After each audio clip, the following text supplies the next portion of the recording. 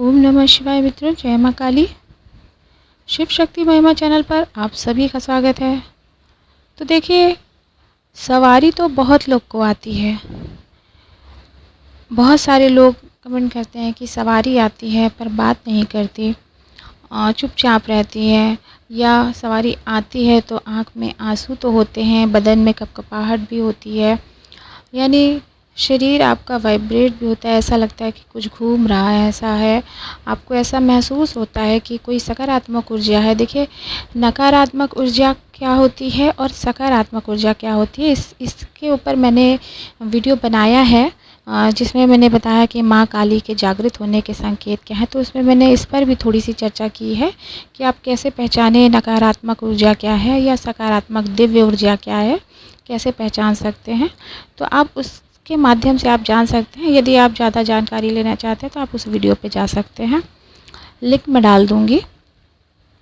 तो आगे बढ़ते हैं कि जब आप पर दिव्य ऊर्जा के संकेत आने लगते हैं, यानी आप पर कोई सी देवी देवता की सवारी आने लगती है, माँ काली की सवारी आने लगती है, तो आप कैसे पहचानें? क्योंकि सवारी तो बात कर नहीं रही है, बस मौन है, या फिर आँखों में अश्रु हैं, या फिर उबासी आ रही है। जब भी आप पूजा करने बैठते हैं, जिनके ऊपर भी सवारी आती है, तो जब भी आप पूजा करने बैठते हैं, भाई पूजा आपने शुरू की, धीरे धीरे आप धूप दीप करते हैं, फिर उसके बाद आपने जो भी कुछ स्रोत श्लोक जो भी पढ़ा, फिर मतलब कहने का कि जैसे ही आपकी पूजा अंतिम चरण पर आती है तो सवारी भी आना शुरू हो जाती है। यानी वो जो ऊर्जा है आपके साथ, वो आपको महसूस होने लगती है, आपको उसके अनुभव होने लगते हैं, पर आप अंदर से आपको एक चिंता सी होती है कि भाई अगर सवारी है तो आपसे बात क्यों नहीं कर रही है, या आपके मन में कुछ चल रहा है, कुछ प्रश्न उत्तर चल रहा है, या कुछ आपको समझ में आ रहा है, लेकिन आपको ऐसा लग रहा है कि ये आप बोल रहे हैं, आपकी अंतरात्मा बोल रही है, या जो शक्ति आपके साथ है वो आपसे बात कर रही है। तो इस बात को लेकर आप संदेह में रहते हैं, भ्रम में रहते हैं, और इस बारे में आप किसी से चर्चा भी नहीं कर पाते। भाई देखिए, घर के लोगों से आप चर्चा करेंगे, हो सकता है कि आप तो बहुत पूजा पाठ करते हैं, बहुत जप तप करते हैं, लेकिन आपके घर में ऐसा कोई ना हो जो आपको समझ सके, और यह समझता भी है तो भी उनको ऐसा डर रहता है कि भाई आस पड़ोस के लोग या रिश्तेदार लोग कोई ऐसा ना समझे कि आप कोई ढोंग या पाखंड कर रहे हैं। क्षमा कीजिएगा। तो इन सब बातों से, इन सब डर से, या फिर विश्वास नहीं होने के कारण आपके ऊपर तो सवारी आई हुई है और वो बात भी नहीं कर रही है, तो आप सामने वाले को अपनी बात भी नहीं बता पा रहे हैं। तो जो घर के सदस्य होते हैं वो सवारी से पूछा भी नहीं ले पाते, या फिर उनको आता भी नहीं है कि सवारी से हम पूछा कैसे लें। देखिए, जब तक सवारी वचन नहीं देती या वचन नहीं लेती तो आगे आपसे कैसे बात करेगी? ये तभी होता है, या तो इसके ये कारण हो सकते हैं कि भाई आपके ऊपर सवारी, आपके ऊपर दिव्य ऊर्जा तो आ रही है, शुरुआत तो हो चुकी है, लेकिन अभी आपका जो पूजा है, जो आपका जप तप है, वो इस चरम तक नहीं पहुंचा कि वो जो शक्ति है आपसे बात करे।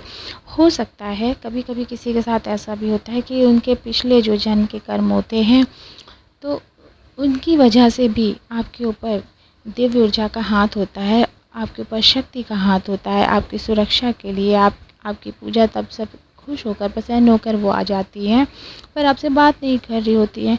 यदि आप बात करना चाहते हैं तो उसके लिए आपको आपको अपनी पूजा बढ़ानी होगी। आप जो जाप करते हैं उनका, उस जाप को करना होगा, चलते फिरते आपको उसका मन में रटन करना होगा उस शक्ति के नाम का। यानी आप पूरी तरह से आप उनको समर्पित कर दें, यदि आप चाहते हैं कि वो आपसे बात करें। और कभी कभी ऐसा होता है कि भाई घर के सदस्य लोग विश्वास नहीं करते तो भी, सवारी से पूछा नहीं लेते तो भी सवारी नहीं आती। क्यों? क्योंकि सवारी जो है वो दिव्य ऊर्जा है, उनको सम्मान चाहिए। यदि आप सम्मान पूर्वक उन्हें बुलाएंगे नहीं, उनको निमंत्रण नहीं देंगे, आप उनसे पूछा नहीं करेंगे, आप उनको वचन खुद नहीं देंगे, उनसे वचन नहीं लेंगे, तो वो कैसे खुलेगी? तो सवारी तो बंद ही रहेगी। तो इसका क्या उपाय है, आप क्या कर सकते हैं? तो इसका यही उपाय है कि आप या तो अपनी पूजा जप तप बढ़ाइए, और यदि आपकी पूजा जप तप इस चरम पर है कि आपको लगता है कि आप तो अपना पूरा समय डिवोट कर रहे हैं, जो भी आपके पास समय होता है आप पूरा समय डिवोट कर रहे हैं, तो हो सकता है कहीं न कहीं आपके घर के आचरण व्यवहार या आपके स्वयं के आचरण व्यवहार, ऐसा बहुत कम ही होता है कि जिसके ऊपर सवारी आ रही हो तो उसके आचरण व्यवहार अच्छे ना हो। भई देखिए, जब तक आपकी आत्मा शुद्ध नहीं होगी, मन वचन कर्म आपके शुद्ध नहीं होंगे, तो सवारी क्यों आएगी? तो सवारी तो प्रसन्न होकर आई आप पर, आपने ज़बरदस्ती तो किसी से बुलवाई नहीं। और यदि आप ज़बरदस्ती भी बुलवाते हैं, यानी आप किसी भगत या साधक के पास जाते हैं, आप अपने ऊपर सवारी बुलवाते हैं, आपको ऊर्जा का अनुभव होता है, तो भी सवारी आपके पास तब तक ही रहेगी जब तक आप पूजा जब तक कर रहे हैं, आपका आचरण व्यवहार सही है, आपके घर के लोगों का आचरण व्यवहार सही है।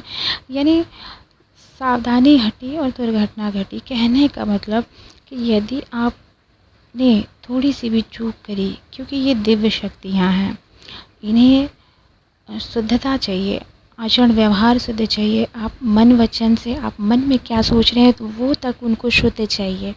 यानी आप ईर्ष्या देश अहंकार भी ना करें।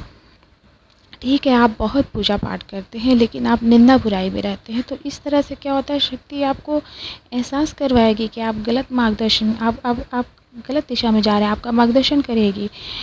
तो लेकिन फिर भी आप नहीं मानते हैं तो शक्तियाँ चली भी जाती हैं। और यकीन मानिए, यदि एक बार कोई भी दिव्य ऊर्जा, दिव्य शक्ति चली जाती है, जैसे हमारे घर से एक बार लक्ष्मी रूठ जाती है तो उसे मनाना मुश्किल हो जाता है।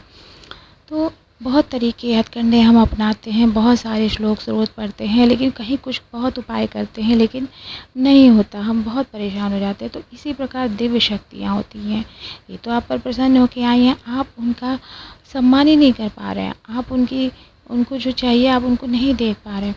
भाई, दिव्य शक्तियाँ होती हैं वो मनाने से मानती हैं।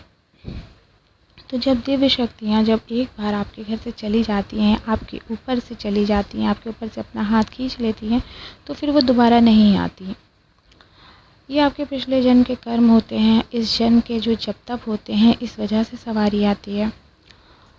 तो इन बातों का ध्यान रखिए कि आप जब आप पर सवारी आने लगती है, आपको ये अनुभव होता है, आप अंदर से महसूस करते हैं कि कोई आपसे बात कर रहा है, तो देखिए सबसे पहले तो संदेह मत करिए, आप मंथन करिए। आप जब भी जाप में बैठिए उन शक्ति का ध्यान करिए, उनसे पूछिए। कभी कभी ऐसा होता है कि मंथन में हम प्रश्न पे प्रश्न करते जाते हैं, तो जो आपको प्रश्न का जो पहला जवाब मिलता है, जो पहला उत्तर मिलता है, आप उस पर संदेह मत करिए। क्योंकि आपकी अंतरात्मा में कौन है? जिन पर आप विश्वास करते हैं। तो जिन पर आप विश्वास करते हैं, जिन पर आपका अखंड विश्वास है, आप उन पर शक कैसे कर सकते हैं? और जो इमेजिनेशन, काल्पनिकता की बात है कि आपका अंतर्मन कुछ कह रहा होगा, तो अंतर्मन पूजा के दौरान ही क्यों करेगा?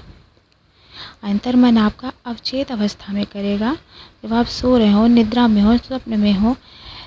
लेकिन और मान लीजिए अगर आप पूजा के समय होता है तो हर बार ही क्यों होगा? तो इसलिए अपने मन को आप मंथन करिए कि जो सवारी आ रही तो आपसे क्या कहना चाह रही। हो सकता है वो आपको कोई दिशा निर्देश दे रही हो कि आपको ऐसा करना चाहिए, और आप उन चीज़ों को नहीं मान रहे। एक बार दो बार तो सवारियाँ मौका देती हैं, बस बात यह है कि आप उस मौके को कैसे पकड़ते हैं, आप उनसे कैसे बात करते हैं। आपको तो उन पर विश्वास करना होगा। जब जिस व्यक्ति के ऊपर, जिस साधक के ऊपर सवारी आती है, वो ही नहीं विश्वास करेगा तो घर वाले कैसे करेंगे? तो आपको अपना स्वयं मंथन करना है कि हम कैसे उस दिव्य शक्ति से अपना तारतम्य बढ़ाएं, यानी जो आपके और उस शक्ति के बीच में जो बंधन है, उस बंधन को प्रगाढ़ कैसे करें। तो ये चीज़ें आपको देखनी होगी, आपको अपनी दिनचर्या देखनी होगी, आपको सुबह का समय देखना होगा पूजा का, आपको शाम का समय देखना होगा, यानी आपको अपने को पूरी तरह से डिवोट करना होगा यदि आप चाहते हैं कि वो आपसे बात करे, आपकी समस्याओं को सुलझाएं। देखिए, आपके ऊपर सवारी आती है तो जाहिर सी बात है वो आपके कल्याण के लिए है।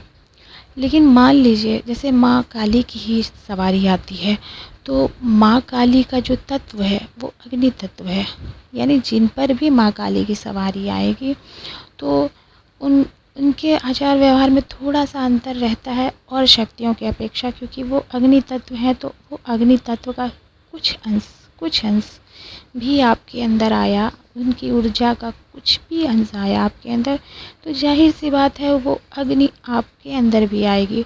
आपको भी क्रोध आएगा, लेकिन गलत चीज़ों पे क्रोध नहीं आएगा। देखिए जहाँ गलत हो रहा है वहाँ आपको क्रोध आएगा और आप उस क्रोध को संभाल नहीं पाएंगे। तो इस अनियंत्रित ऊर्जा को नियंत्रित करना होगा आपको, और ये तभी होगा जब आप सवारी से बात कर सकते हैं। तो और लोगों को, घर वालों को लगता है कि आप के ऊपर सवारी आ रही है, आप बेवजह नाराज़ हो रहे हैं, बेवजह क्रोध कर रहे हैं। तो इस दशा में क्या होता है, संबंध बिगड़ते हैं।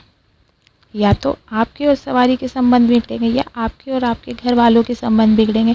तो इन चीज़ों को बैलेंस आपको करना है कि किस तरह से आप बात करें। आप उन सवारी से कहें कि आप उग्र आवेश में ना आके आप हम पर दया करें, कृपा करें, आपका कल्याण करें, आपके घर वालों का कल्याण करें।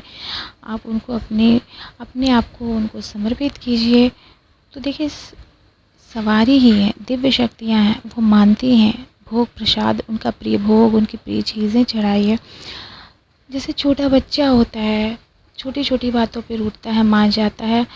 तो मैं ये नहीं कह रही हूँ कि दिव्य शक्तियाँ एक छोटे बच्चे होती हैं, लेकिन जब बात आती है माँ काली की, देखिए इस बात से मुझे याद आया कि मेरे वीडियो पर जो मैंने माँ काली के जागृत होने के संकेत बताया है, तो उसमें मैंने ये कहा है कि माँ काली जब परीक्षा लेती हैं तो दुखों का पहाड़ डाल देती हैं। तो उसमें किसी व्यूअर ने कहा है मुझे कि माँ माँ होती हैं, तो वो दुखों का पहाड़ क्यों डालेंगी, मैं गलत कह रही हूँ।